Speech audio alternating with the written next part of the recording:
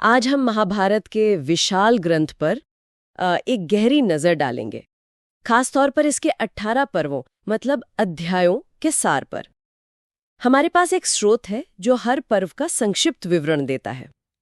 हमारा मकसद है इस महाकाव्य की कहानी के प्रवाह को समझना, कैसे ये कुरुवंश की शुरुआत से आगे बढ़ती है, कुरुक्षेत्र युद्ध तक, और फिर उसके बाद क्या हुआ।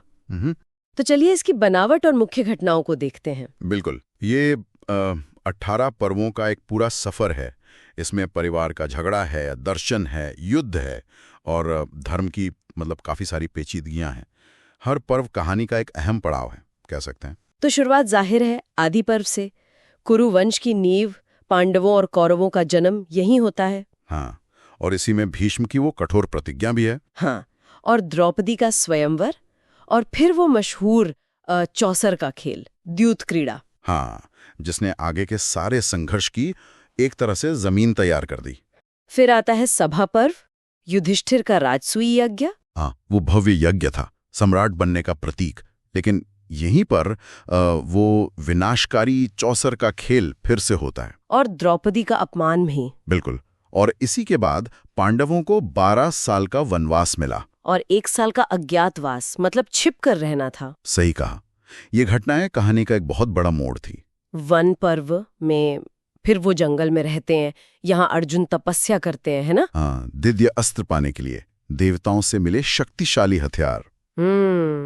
इनकी जरूरत क्यों थी? मतलब क्या ये सिर्फ युद्ध के लिए थे? देखिए, ये सिर्फ युद्ध की तैयारी नहीं थी, ये अर्जुन की क्षमता और धर्म के प्रति उनकी निष्ठा की परीक्षा भी थी। अच्छा। इसके बाद विराट पर्व। इसमें पांडव अपनी पहचान छिपाकर राजा विराट के यहाँ 13वां साल बिताते हैं। जैसे अर्जुन बृहनला बन जाते हैं। हाँ, एक किन्नर नृत्य शिक्षक। ये अज्ञातवास उनकी सहनशीलता और कह सकते हैं बुद्धिमत्ता की भी परीक्षा थी। फिर जब ये सब पूरा हो गया तो उद्योग पर्व। इसमें युद्ध टालने की कोशिशें होती हैं। बहुत कोशिशें होती हैं।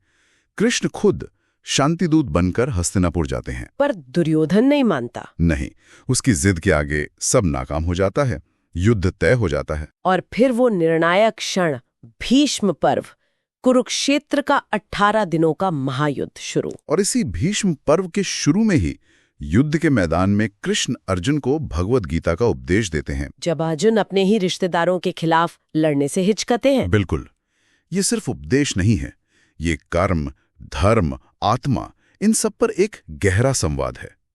कृष्ण अर्जुन को उनका क्षत्रिय कर्तव्य याद दिलाते हैं। भीष्म के गिरने के बाद, भीष्म के शरशैया पर जाने के बाद द्रोण पर्व आता है। गुरु द्रोणाचार्य सेनापति बनते हैं। इसी में अभिमन्यु का वो चक्रव्यूह में दुखद अंत होता है। हाँ, चक्रव्यूह, सेना की एक बहुत जटिल और घातक संरचना। अभिमन्यु उसमें फंस जाते हैं। और दिलचस्प बात यह कि द्रोण का अंत भी सीधे युद्ध में नहीं होता, एक छल से होता है।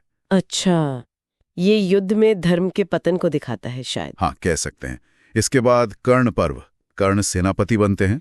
और अर्जुन से उनका वो बहुप्रतीक्षित युद्ध। हाँ, जिसमें कर्ण मारे जाते हैं। फिर आता है शल्य पर्व, युधिष्ठिर शल्य का वध करते हैं। और युद्ध का अंत। असल अंत तब होता है जब भीम गदा युद्ध में दुर्योधन की जांग तोड़ देते हैं। बहुत क्रूर। युद्ध का क्रूर समापन। युद्ध खत्म होने के बाद भी शांति नहीं। सौप्तिक पर्व में अश्वत्थामा का वो रात का हमला। हाँ, वो बहुत भयानक था। सोते हुए पांडव सेना के बचे योद्धाओं और द्रौपदी के पुत्रों की हत्या। युद्ध के नियमों का सबसे घिनौना उल्लंघन था वो। उफ। इसके बाद स्त्री पर्व में विलाप। हाँ, युद्ध में मारे गए लोगों के लिए रानियों और स्त्रियों का विलाप। यहीं पर गांधारी कृष्ण को श्राप देती हैं। ये यादव कुल का भी ऐसा ही नाश होगा। बिल्कुल। यहां से कहानी का रुख बदलता है। शांति पर्व और अनुशासन पर्व आते हैं। ये बहुत महत्वपूर्ण है। इसमें भीष्म शिक्षा देते हैं। हाँ, मृत्युशैया पर लेटे भीष्म युधिष्ठिर को राजधर्म, नीति कला, शासन कला, जीवन के अलग अलग पहलुओं पर विस्तार से समझाते हैं। युद्ध के बाद समाज को फिर से कैसे खड़ा किया जाए, उसका मार्गदर्शन। ने सही कहा। फिर अश्वमेधिक पर्व में युधिष्ठिर अश्वमेध यज्ञ करते हैं अपनी सत्ता स्थापित करने के लिए। और आश्रम वासिक पर्व में धृतराष्ट्र, गांधारी और कुंती वन चले जाते हैं। हाँ, वानप्रस्थाश्रम अपनाकर।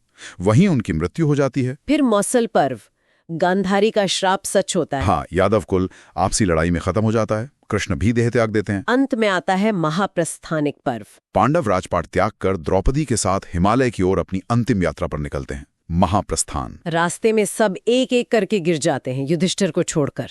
हाँ, सिर्फ धर्मराज युधिष्ठिर ही सशरीर मतलब अपने शरीर के साथ स्वर्ग के द्वार तक पहुंच पाते हैं। ये उनके धर्म के प्रति निष्ठा का प्रमाण है। बिल्कुल। और स्वर्गारोहण पर्व में वे स्वर्ग पहुंचते हैं, अंतिम सत्य का अनुभव करते हैं। तो संक्षेप में देखें तो महाभारत सिर्फ एक लड़ाई की कहानी नहीं है। ये जीवन, कर्तव्य, नैतिकता, कर्म फल, इन सब की एक बहुत गहरी पड़ताल है। हाँ, इसका एक मुख्य संदेश शायद यही है कि धर्म का रास्ता मुश्किल हो सकता है, पर अंत में जीत उसी की होती है। जबकि अहंकार, लालच, बदला ये सब विनाश लाते हैं। लेकिन ये भी दिखाता है कि धर्म की व्याख्या कितनी जटिल हो सकती है, हर किसी के लिए अलग। और शायद श्रोताओं के लिए ये सोचने वाली बात रह जाती है, इस महाकाव्य के किरदारों के सामने जो नैतिक दुविधाएं थीं, जो मुश्किल चुनाव उन्होंने किए, वो आज के समय में हमारे अपने फैसलों और कर्तव्यों को समझने में कैसे मददगार हो सकते हैं।